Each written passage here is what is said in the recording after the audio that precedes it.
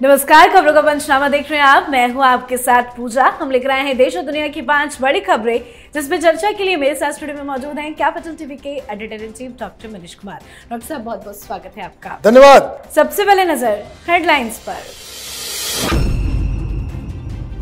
कोलकाता हत्याकांड के बीच स्वास्थ्य मंत्रालय का बड़ा ऐलान, सुरक्षा कानून के लिए बनेगी कमेटी। तो ममता सरकार ने किया 42 प्रोफेसर डॉक्टरों का तबादला। आज देश भर में हड़ताल पर है डॉक्टर्स। मुडा मामले में कर्नाटक के मुख्यमंत्री सिद्धरामैया की बड़ी टेंशन। राज्यपाल ने मुकदमा चलाने की दी मंजूरी। फैसले को कोर्ट में चुनौती देंगे सिद्धरामैया। चुनाव से पहले बड़ी हलचल, जेजेपी में लगी इस्तीफों की झड़ी। 4 विधायकों ने छोड़ा दुष्यंत चौटाला का साथ, तो वहीं जुल्फिकार अली ने अमित शाह से की मुलाकात। जल्द ही बीजेपी में होंगे शामिल। लालू तेजस्वी यादव की मुश्किलें बढ़ना तय। लैंडफुल जॉब स्कैम में जल्द होगा बड़ा एक्शन। ईडी के आरोप पत्र पर अदालत 24 तारीख को ले सकती है संज्ञान। पहलवान विनेश फोगाट की हुई वतन वापसी। दिल्ली में जोरदार हुआ स्वागत। वतन वापसी पर फूट फूट कर रोई विनेश, बोली आप सबका शुक्रिया। खबरों की शुरुआत में सबसे पहले बात कोलकाता डॉक्टर रेप और हत्या मामले की। ट्रेनी डॉक्टर से हुई बर्बरता को लेकर पूरे देश भर में रोष है। स्वास्थ्य कर्मियों पर लगातार हो रहे हमलों को लेकर इंडियन मेडिकल एसोसिएशन ने आज पूरे देश में हड़ताल का ऐलान किया। इस हड़ताल के दौरान तमाम छोटे बड़े अस्पतालों में ओपीडी सेवाएं बंद रही। हजारों की संख्या में डॉक्टर्स अलग अलग राज्यों में विरोध प्रदर्शन करते नजर आए। तो वहीं मामले की जांच में जुटी सीबीआई ने अपनी जांच का दायरा भी बढ़ा दिया है। सीबीआई लार्जर कॉन्स्पिरेसी के तहत मामले की जांच कर रही है। इस बीच पश्चिम बंगाल की ममता बनर्जी की सरकार ने राज्यभर के अलग अलग मेडिकल कॉलेज और अस्पतालों में काम करने वाले 42 प्रोफेसरों और डॉक्टरों की सेवाओं में फेर बदल कर दिया है। इनमें वो डॉक्टर और प्रोफेसर भी शामिल हैं जिन्होंने इस मामले में आवाज उठाई थी। साथ ही स्वास्थ्य मंत्रालय ने बड़ा ऐलान करते हुए डॉक्टरों की सुरक्षा के लिए कमेटी बनाने का ऐलान कर दिया है। एक साथ 42 डॉक्टरों का तबादला कर दिया जाता है। ये किस तरह का फैसला है ममता बनर्जी का? ये चोरी और सीनाजोरी का फैसला है कि जिसको जो बिगाड़ना है वो बिगाड़ लो। मैं मुख्यमंत्री हूं, मेरी सरकार है, वोट बैंक मेरा इंटैक्ट है, चुनाव तो मैं जीत के आऊंगी ही। हमारी सत्ता के ऊपर किसी का कोई चुनौती नहीं है और इसलिए मैं मनमानी कर सकती हूं। यही फैसला है और क्या है। टीएमसी की तरफ से यह नहीं बताया जा रहा है कि भाई पुलिस ने क्या किया, सीसीटीवी फुटेज क्यों गायब हो गए, सबूतों को मिटाने का क्यों प्रयास किया गया। हाईकोर्ट ने इस तरह की टिप्पणी दी है कि अगर कोई नेता जिसको जरा सा भी आत्मसम्मान होता तो वो इस्तीफा दे दिया होता। लेकिन ममता बनर्जी क्या कर रही है, एक एक को चुन चुन के उसके तबादले कर रही है। और ये बताया जा रहा है कि भाई तो नॉर्मल तबादला है। भाई नॉर्मल है, कुछ दिन बात कर लिए होते, कभी गुंडों से भेज के तो कभी पुलिस को भेज के। सोशल मीडिया पे ढूंढा जा रहा है भाई किसने क्या लिखा और उस हिसाब से किसी को नोटिस, किसी को थाना बुलाया जा रहा है, किसी को धमकाया जा रहा है। यह सबसे भी काम नहीं चला, आपने गुंडे भेज दिए। पीसफुली प्रोटेस्ट कर रहे डॉक्टर्स के ऊपर गुंडों से जो है मारपीट करवाया, इससे भी बात नहीं बनी। तो अब इस आंदोलन को खत्म करने के लिए ट्रांसफर किया जा रहा है। ये कंप्लीट डिसरिस्पेक्ट है हिंदुस्तान के संविधान और कानून का।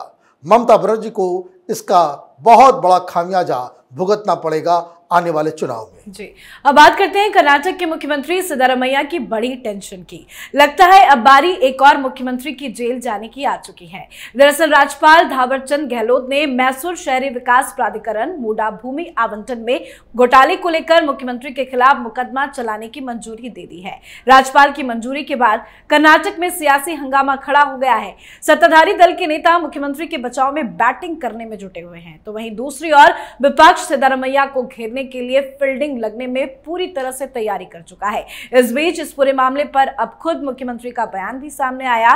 राज्यपाल की ओर से मुकदमा चलाने की अनुमति दिए जाने पर सीएम सिद्धारमैया ने कहा कि पूरा मंत्रिमंडल, पार्टी हाईकमान, सभी विधायक, एमएलसी, लोकसभा और राज्यसभा सांसद मेरे साथ हैं। उन्होंने आगे कहा कि ये बीजेपी, जेडीएस और अन्य ने लोकतांत्रिक तरीके से निर्वाचित सरकार को हटाने की साजिश रची है। मैंने ऐसा कोई गलत काम नहीं किया है कि मुझे इस्तीफा देना पड़े। कर्नाटक के राज्यपाल का फैसला संविधान विरोधी है और कानून के खिलाफ है। इसे अदालत में चुनौती दी जाएगी। सिद्धारमैया तो कह रहे हैं कि उन्होंने कोई गलत काम नहीं किया, लेकिन क्या जिस तरह से मामले हैं, भ्रष्टाचार का मामला है, क्या एक और मुख्यमंत्री की जेल जाने की बारी आ गई है? देखिए, मुख्यमंत्री जेल जाएंगे, लेकिन इंडी गठबंधन वालों का क्या है? अब केजरीवाल ने रास्ता दिखा दिया है, वो कुर्सी नहीं छोड़ेंगे, जेल से सरकार चलाएंगे। अब यही कहना बाकी रह गया है। क्या है मामला?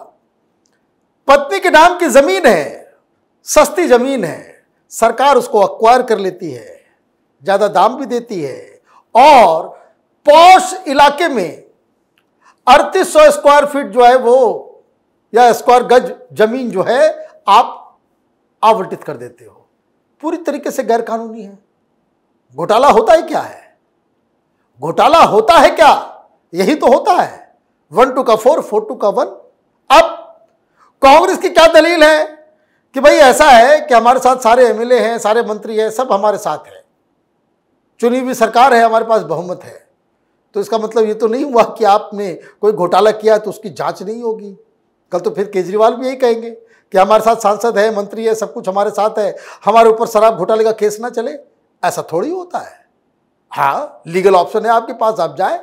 क्या कहेंगे वहां जाकर कि हमारे खिलाफ जांच ना किया जाए? अगर आरोप गलत है, प्रेस कॉन्फ्रेंस कीजिए, कागज दिखाइए, कहिए ये सही है, ये सही है, ये गलत है, हमारे ऊपर ये आरोप, आपके ऊपर लगे हुए आरोप गलत है, इसके लिए आपको सबूत देना पड़ेगा। आप कर क्या रहे हैं? आप इधर उधर की बातें कर रहे हैं। तो पहली चीज तो ये। और दूसरी बात, ये जो बार बार ये कहा जा रहा है कि सब कोई साथ में है, खबर ये आ रही है कि विपक्ष तो बाद में, पार्टी के अंदर ही डीके शिव कुमार ये कह रहे हैं कि 2.5 साल भी अब पूरा होने वाला है, पहले निकाल दो, इसको हटा दो, मुझे चीफ मिनिस्टर बना दो। तो सिद्धारमैया को खतरा जांच से या विपक्ष से ज्यादा नहीं है, ज्यादा खतरा पार्टी के अंदर से आने वाली है। अब बात करते हैं चुनाव से पहले बढ़ती हलचल की। हरियाणा विधानसभा चुनाव की तारीखों का ऐलान हो गया है। चुनाव आयोग ने कल ही प्रेस कॉन्फ्रेंस करके इसकी तारीखों का ऐलान किया था। अब चुनाव की तारीखों के आते ही विधायकों के इस्तीफे की भी झड़ी लग गई है। हरियाणा की पार्टी जेजेपी के 4 विधायकों ने पार्टी से इस्तीफा दे दिया। जेजेपी से इस्तीफा देने वाले विधायकों में गोला चिका से विधायक ईश्वर सिंह, शाहबाद के विधायक रामकरण, हल्का उल्काना विधायक अनूप धानक और टोहाना से विधायक देवेंद्र सिंह बबली ने इस्तीफा दे दिया है। माना जा रहा है कि ये चारों ही विधायक जल्द ही बीजेपी का दामन थाम सकते हैं।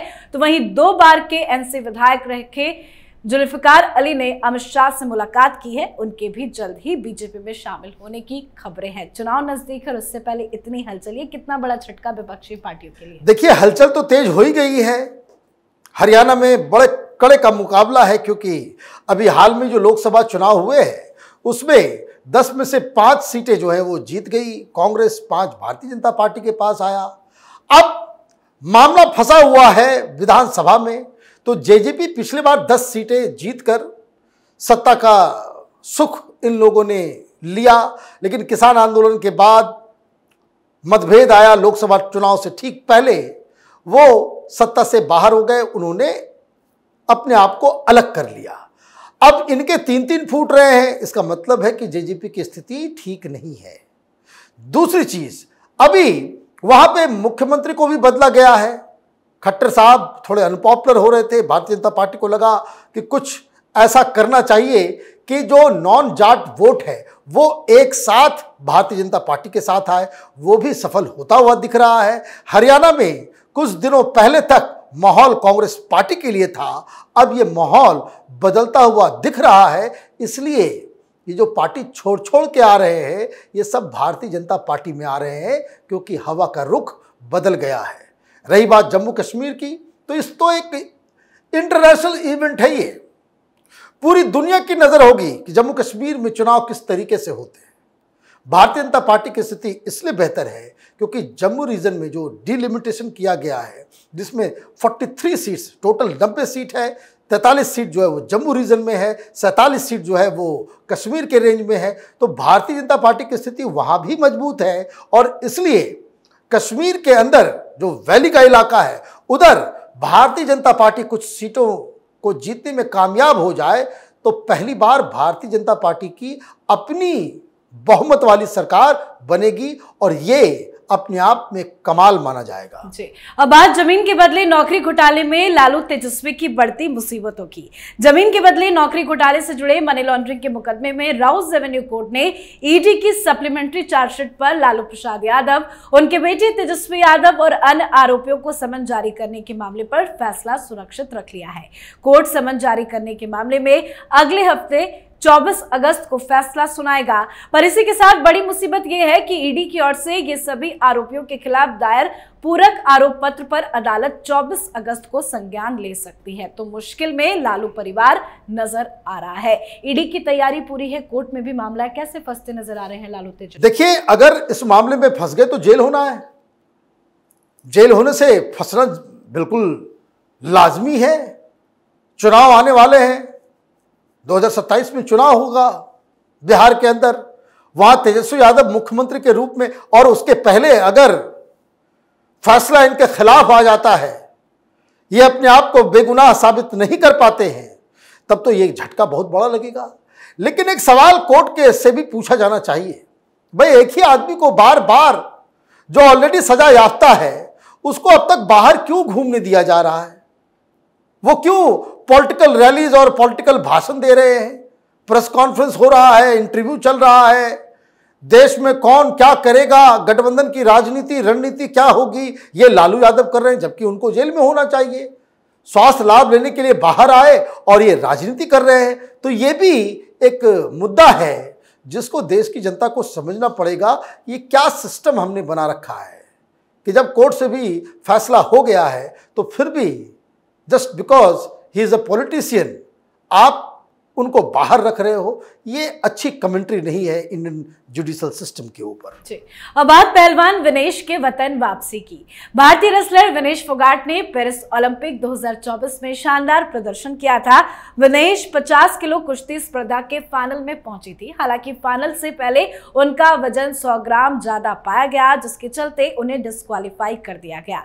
अब रेसलर विनेश फोगाट पेरिस से स्वदेश लौट चुकी हैं। दिल्ली एयरपोर्ट पर विनेश को रेसलर साक्षी मलिक और बजरंग पुनिया ने रिसीव किया। एयरपोर्ट पर कांग्रेस के सांसद दीपेंद्र हुड्डा ने भी उनका स्वागत किया। विनेश का कुल मिलाकर आज जोरदार स्वागत किया गया। पेरिस ओलंपिक में फाइनल में पहुंचने के बाद भी मेडल न लाने का मलाल विनेश के चेहरे पर हालांकि साफ साफ देखा गया। वतन वापसी पर वो बहुत ज्यादा भावुक भी नजर आए। इस दौरान वो फूट फूट कर रोती भी नजर आई। भारत लौटने पर विनेश ने अपनी पहली प्रतिक्रिया देते हुए सभी का धन्यवाद भी जताया है। आज बहुत अच्छे से इनका वेलकम किया गया। लेकिन विनेश आगे अब क्या करेंगे? देखिए, मुझे इसमें कोई दिक्कत नहीं नजर आ रही कि विनेश का स्वागत किया गया, स्वागत किया भी जाना चाहिए। वो शानदार खिलाड़ी है। लेकिन ऐसी क्या बात है, जो पहला सवाल मेरे दिमाग को खटक रहा है कि प्रधानमंत्री से 15 अगस्त के दिन मुलाकात होनी थी सारे ओलंपिक प्लेयर्स की। आपने जानबूझकर टिकट देर से करवाया। क्या हो गया था कि प्रधानमंत्री से जो सामूहिक रूप से सारे लोग मिलने के लिए गए, आप उसमें शामिल नहीं थे? तो पहली चीज तो ये खटक रही है। और ये खटक इसलिए रही है क्योंकि हमने देखा वहां पे रेसलर्स कम और कांग्रेसी चट्टे बट्टे ज्यादा नजर आ रहे थे। हुड्डा साहब वहां पे गए हुए थे। क्या मामला है? आप खिलाड़ियों के जरिए राजनीति करना चाहते हैं? कांग्रेस का कोई नेता, हॉकी टीम आई और भी बहुत सारे लोग आए, तब तो स्वागत के लिए नहीं गए।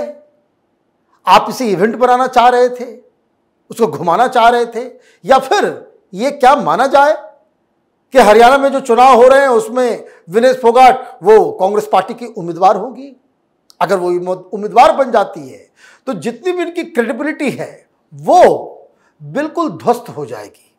लेकिन खबर यही आ रही है कि कांग्रेस पार्टी ये चाह रही है कि वो जो आंदोलन इन लोगों ने किया था उसको भुनाने के लिए विनेश फोगाट को कांग्रेस पार्टी टिकट देकर अपना उम्मीदवार बनाना चाहती है। बिल्कुल सर, बहुत बहुत धन्यवाद बातचीत के लिए। धन्यवाद। खबरों का पंचनामा में आज के लिए फिलहाल इतना ही। देश विदेश की बाकी खबरों और उनके सटीक एनालिसिस के लिए देखते रहिए कैपिटल टीवी। हमें लाइक कीजिए, शेयर कीजिए और कैपिटल टीवी को सब्सक्राइब कीजिए। नमस्कार।